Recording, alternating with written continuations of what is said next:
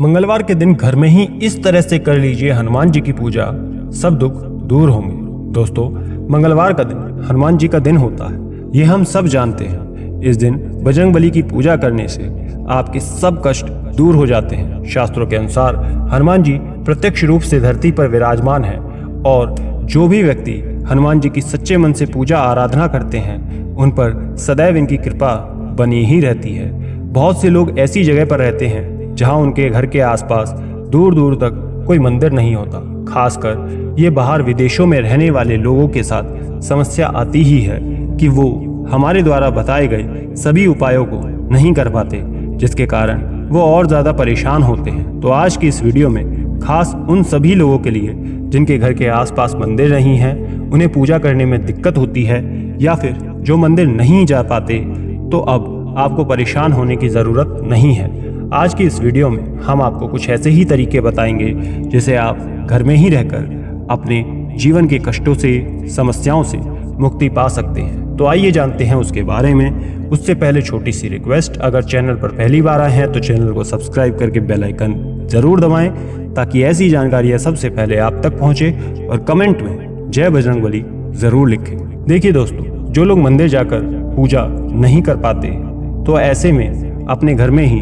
आपको हनुमान जी की पूजा आराधना जरूर करनी चाहिए। उन्हें दीपदान आप दिखा सकते हैं, घर में सुंदरकांड का पाठ कर सकते हैं, या फिर हनुमान चालीसा का पाठ कर सकते हैं। हनुमान जी के नियमित दीपदान आप अपने घर में भी कर सकते हैं। और अगर आपके घर में भी हनुमान जी की जो प्रतिमा है, तो आप उनकी उस प्रतिमा के समक्ष एक शुद्ध घी या तेल का दीपक प्रज्वलित करके और फिर थोड़े से चमेली के तेल में सिंदूर मिलाकर आप उनकी मूर्ति या प्रतिमा को तिलक कर सकते हैं। यह उपाय उनके लिए विशेष है जिनके घर के आसपास कोई हनुमान मंदिर नहीं है, या फिर जो मंदिर नहीं जा सकते।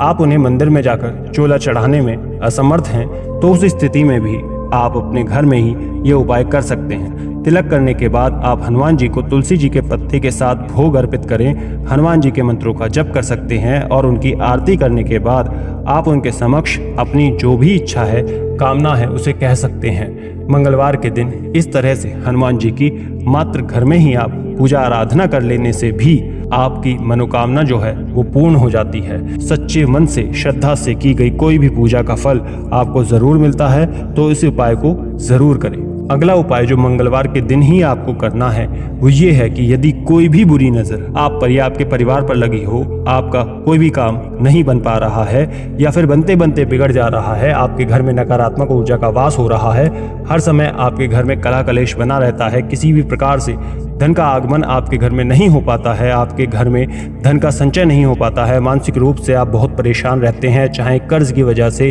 बीमारी की वजह से, घर में कलह कलेश लगा ही रहता है, शत्रु बहुत ज़्यादा हो गए हैं, तो आप बस इस उपाय को एक बार ज़रूर करें, आपकी सभी समस्याएं दूर हो जाएगी।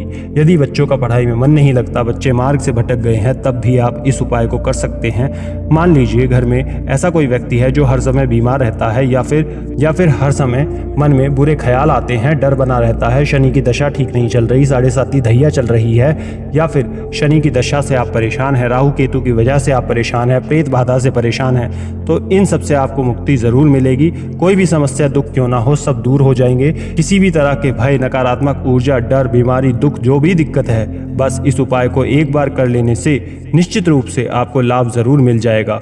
आप इस उपाय को किसी भी मंगलवार को कर सकते हैं। मंगलवार की शाम को 6 बजे से लेकर, ध्यान रहे 6 बजे से लेकर रात के 10 बजे तक आपको इस उपाय को कर लेना है। तो आपको करना क्या है कि एक शुद्ध घी का दीपक या फिर तिल के तेल का दीपक आप जला लीजिए। आप इसे घर के मंदिर या फिर बाहर जाकर मंदिर में कहीं भी कर सकते हैं, आपकी जैसी इच्छा है वैसे आप कर सकते हैं। दीप जलाकर पंचोपचार विधि से धूप, दीप, अक्षत इत्यादि अर्पित करके हनुमान जी की पूजा कर लीजिए। उसके बाद भोग के रूप में जो भी आपके आसपास है, कोई भी मीठी चीज़ भगवान जी को चढ़ा दीजिए। गुड़ है, बूंदी के लड्डू हैं, यदि फल आपके पास हैं तो आप उसका भी भोग उन्हें लगा सकते हैं। एक बात का विशेष ध्यान रखना है कि हनुमान जी की पूजा करने से पहले शुद्ध जरूर हो जाएं, स्नान आदि करके साफ वस्त्र पहन लीजिए। हनुमान जी की पूजा में विशेष रूप से शुद्धता बहुत ज़रूरी होती है, इसलिए शुद्ध होकर ही पूजा आपको करनी है। लाल रंग के वस्त्र धारण करके लाल रंग का आसन आप बिछा सकते हैं, उस पर बैठ सकते हैं। आपको पूजा करनी है। यदि लाल रंग का आसन नहीं है तो जो भी आसन है उसी पर बैठ जाइए। हनुमान जी के समक्ष धूप दीप प्रज्वलित करके, यानी कि हनुमान जी की जब आप पूर्ण रूप से पूजा कर लेंगे तब आपको क्या करना है कि ऑरेंज वाला जो सिंदूर होता है आपको वो लेना है। यदि वो सिंदूर नहीं मिल रहा है तो पूजा में प्रयोग होने वाली रोली का भी इस्तेमाल कर सकते हैं। अब सिंदूर को लेकर के आए, उसे किसी भी पात्र में रख दीजिए और फिर उस पात्र को अपने दाहिने हाथ में रखकर उस सिंदूर को अपने बाएं हाथ से ढक दीजिए और उसके बाद हनुमान जी के इस मंत्र ओम हम हनुमते नमः का यथासंभव जप कीजिए। यानी कि आपको कम से कम 108 बार इस मंत्र का जप जरूर करना है। आपके हाथ में सिंदूर है तो आप माला तो हाथ में नहीं पकड़ पाएंगे, लेकिन यथासंभव अगर आप 5 से 7 मिनट तक इस मंत्र का जप कर लेते हैं तो वो 108 बार हो जाएंगे।